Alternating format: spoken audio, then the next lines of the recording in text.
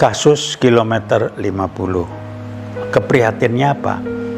Saya melihat dan memahami, memberi makna Pak Kapolri ini dalam posisi cuci piring yang kotor yang dilakukan oleh pihak lain.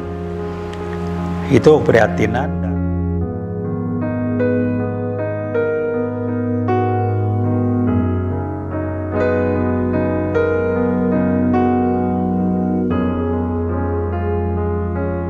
Oke. Bismillahirrahmanirrahim.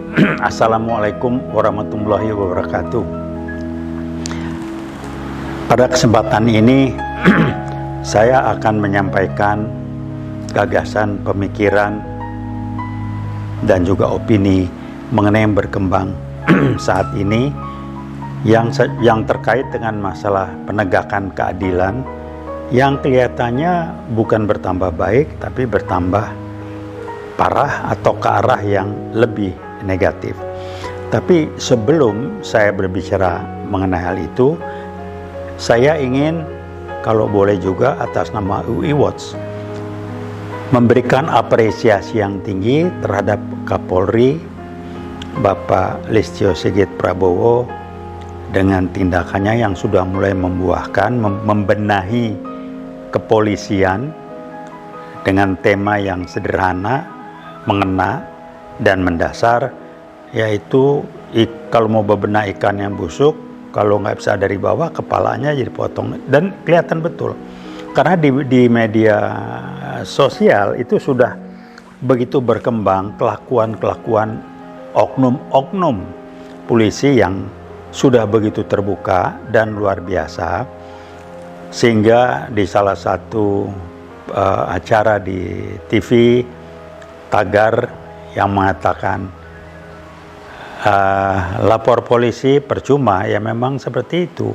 Bahkan dulu itu ada joke yang mengatakan kalau kita kehilangan kambing, lapor polisi, yang terjadi adalah kita akan kehilangan sapi. Kayak gitu kira-kira. Nah, ini yang dibenahi Pak Kapolri dan kami memberikan apresiasi yang tinggi. Dan yang menarik, pesan yang beliau sampaikan sebagai dasar acuan, jangan baper, tolong betul-betul tegakkan keadilan. Sehingga saya menangkap pesannya itu, jadikanlah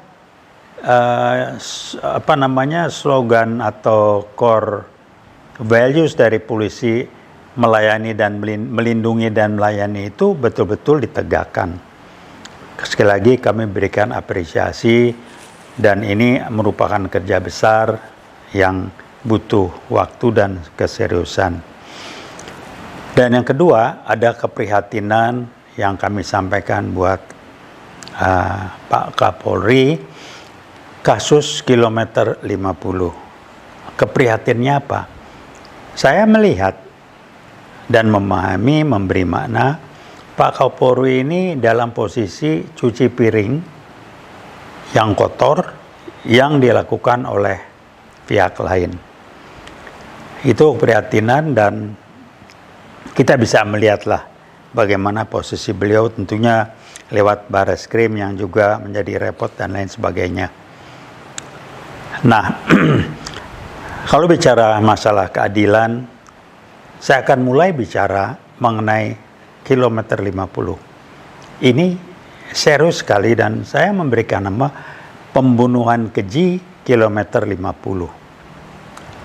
Desember, kalau nggak salah tahun 2020 ya, Desember 2020. Masalahnya sederhana, pelakunya jelas, informasinya cukup lengkap segala macam. Kenapa penyelesaiannya begitu sulit? Nah, di Republik ini, di Republik 62 ini, kalau sudah ada hal seperti itu, melihat pengalaman lalu, itu artinya apa? Keterlibatan petinggi-petinggi cukup kental dan sedang mencari solusi, strategi atau senario bagaimana ini tidak menggantung, bisa selesai, tetapi tidak melibatkan petinggi-petinggi di atas. Contoh, kasus Novel Baswedan itu jelas kok lama betul. Akhirnya ya, dibikin scenario-nya yang polisi sakit hati lah, ya udah aja lah. Dan kalau berbicara penegakan keadilan, kita bisa mulai dari sana. Ini kilometer 50 ini tragis dan bukan cuma memprihatinkan tetapi memalukan. Jelas pernyataannya disampaikan pertama kali terbuka oleh Kapolda yang nggak jelas Kapolda Metro Jaya, yang tidak jelas urusannya. Pangdam Jaya juga hadir, ngomong kiri kanan membuat segala macam, ternyata keliru dan dikoreksi oleh bawahannya. Ini ada apa gitu.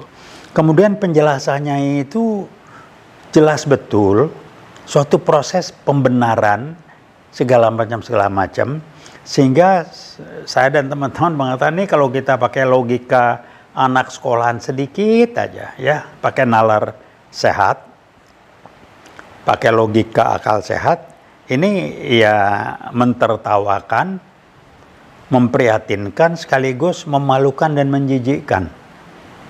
Jadi misalkan, saya sudah menduga dari awal, kenapa tidak dibentuk tim khusus, tapi pemerintah meminta Komnas HAM bergerak. Saya udah membaca itu. Kalau begini Komnas HAM sudah dikendalikan, hasilnya jelas. Komnas HAM pun menjadi jenaka laporan atau temuannya.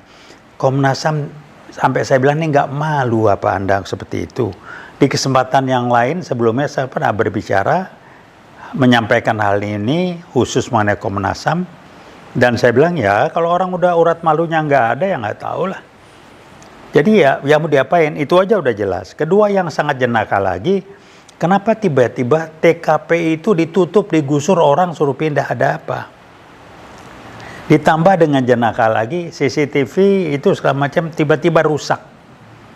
Jadi memang jenaka betul, sehingga mereka lupa bahwa Saudara Edi Mulyadi dan Tempo itu menyelusuri dengan berbagai saksi mata di sana. Waduh, itu jelas banget. Kalau saya mengatakan, ya jangan terlalu murah bener lah, masa cuma 3 orang, pelakunya level bawah, nggak ditahan, dari 3 orang 1 udah meninggal dunia, yang 2. Nah terus yang nyuruh siapa? Ya mobil-mobil yang lain mana? Di hierarki kepolisian seperti di militer itu jelas, nggak akan mungkin level bawah itu bertindak kalau tidak ada perintah. Kan di medsos ramai itu ada bukti baru, ini kemudian ngelawan, pertama kali melawan, jadi mau nembak juga, tembak dari mana gitu, jadi udah terlalu capek lah ya. Jadi bagaimana? Jadi kalau tanggung jawab siapa? Panggil Pak Polda Metro Jayanya itu, tanya diusut dari sana, dapat laporan dari siapa segala macam.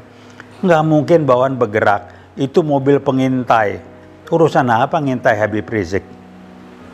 Pakai preman, kayak kasus Herman Syah, tiba-tiba diserang preman di jalan, ini kan udah siapkan juga tim preman. Jadi ini polanya sama. Novel Baswedan disiapkan juga tim preman tanda petik, ini udah sama polanya. Jadi kalau mau ngusut yang benar, ya usutlah dari Kapoldanya dipanggil. Yang pertama ditanya urusan apa Kapolda manggil Pangdam, bukan urusan Pangdam itu. Tapi udahlah, kita memahami segala macam. Nah, kesimpulannya apa? Kalau sudah repot begini, ini mainan tingkat atas. Sampai ada yang guyonan, saya sih nggak percaya ya. Jangan-jangan ini presiden pun tahu ini. Nah nggak tahu lah, itu spekulasi, duga-dugaan. Tapi mungkin ada yang lebih tinggi dari Kapolda, saya nggak tahu. Saya nggak tahu. Tapi kalau yang diusut, yang diperiksa, cuman yang receh-recehan di bawah. Jadi kalau guyonan kan orang nggak enak nanyanya. Dia bayar berapa dia? Dapat apa dia mau dikorbanin begini? Nggak mungkin lah ngelawan rebut senjata. Dari foto-foto yang ada aja ditembaknya bagaimana, nggak mungkin orang berani ngelawan. Udah ditengkurupin di jalan, ini ada standar operating procedures kan, harus diborgol. Gua nggak borgol karena ngintai kok. Urusan apa coba? Dimulai dari kenapa ngintai? Ada apa diintai? Intai dipepetin, kalau nggak mau dipremanin apa namanya? Jadi banyak hal lah. Sehingga rame di media sosial, di pengadilan itu pengadilan dagelan namanya. Guyonnya dagelan, atau kalau orang bahasa hari-harinya pengadilan ecek-ecek. Ini kan merusak institusi pengadilan yang memang belakangan ini atau sudah mulai bergerak ke arah orang kehilangan trust dan respect ke pengadilan.